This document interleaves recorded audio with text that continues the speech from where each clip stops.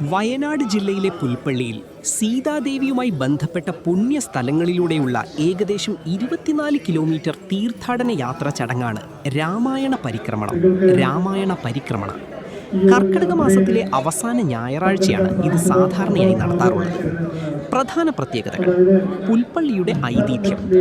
ദർഭപ്പുല്ലുകൊണ്ട് തീർത്ത കിടക്കയിൽ സീതാദേവി ലവകുശന്മാരെ പ്രസവിച്ച ഇടമാണ് പുൽപ്പള്ളി എന്നാണ് വിശ്വാസം. ഇവിടെ നിന്നാണ് പുൽപ്പള്ളി എന്ന പേരുണ്ടായത്. പ്രധാന കേന്ദ്രം: പ്രശസ്തമായ പുൽപ്പള്ളി സീതാദേവി കേന്ദ്രം കേന്ദ്രീകരിച്ചാണ് ഈ യാത്ര ആരംഭിക്കുന്നത്. ലവനും കുശനും ഒന്നിച്ചു പ്രതിഷ്ഠയുള്ള അപൂർവ ക്ഷേത്രങ്ങളിലൊന്നാണിത്. ക്ഷേത്ര ദർശനം: പരിക്രമണത്തിന്റെ ഭാഗമായി പുൽപ്പള്ളി ഗ്രാമപഞ്ചായത്തിലെ സീതാദേവിയുമായി ബന്ധപ്പെട്ട വിവിധ പ്രാദേശിക ദേവീക്ഷേത്രങ്ങളും പുണ്യകേന്ദ്രങ്ങളും ഭക്തർ വലം വയ്ക്കുന്നു. ചടങ്ങുകൾ: രാമായണ ശ്ലോകാലാപനങ്ങളും ഭക്തിഗാനങ്ങളുമായി നൂറുകണക്കിന് വിശ്വാസികൾ ഈ പരമ്പരാഗത തീർത്ഥാടന യാത്രയിൽ പങ്കുചേരുന്നു. ഈ യാത്രയുടെ വഴികളെക്കുറിച്ചോ അല്ലെങ്കിൽ പുൽപ്പള്ളി സീതാദേവി ക്ഷേത്രത്തിലെ ഐതിഹ്യങ്ങളെക്കുറിച്ചോ കൂടുതൽ അറിയാൻ ആഗ്രഹിക്കുന്നുണ്ടോ?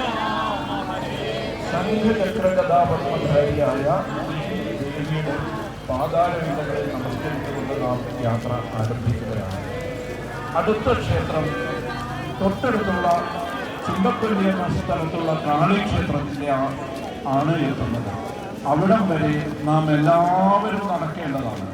ബസ്സിൽ വന്നിട്ടുള്ള കണ്ണൂരിൽ നിന്നോ മഞ്ചേരിയിൽ നിന്നോ അല്ലെങ്കിൽ തോണിച്ചാലിൽ നിന്നോ നെടുവഴിപ്പുഴയിൽ നിന്നോ അനന്തവാടിയിൽ നിന്നോ വടുവച്ചൽ നിന്നോ ഏത് ബസ്സും കാലിയായിട്ടാണ് അടുത്ത രണ്ടാമത്തെ ക്ഷേത്രം വരെ പോകേണ്ടത്. ചുണ്ടപ്പള്ളി വരെ എല്ലാവരും ഈ യാത്രയിൽ നടക്കേണ്ടതാണ്.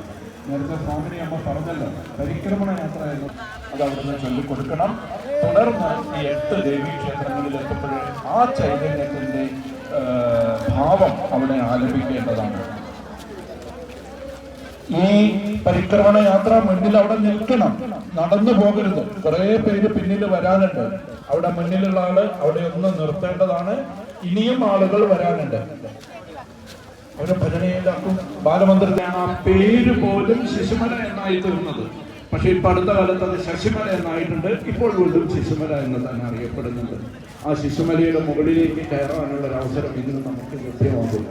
ആ ശിശുമലയിലേക്ക് എല്ലാവരും കയറുക. അവിടെ ലൗകുശ ചൈതന്യമുണ്ട്.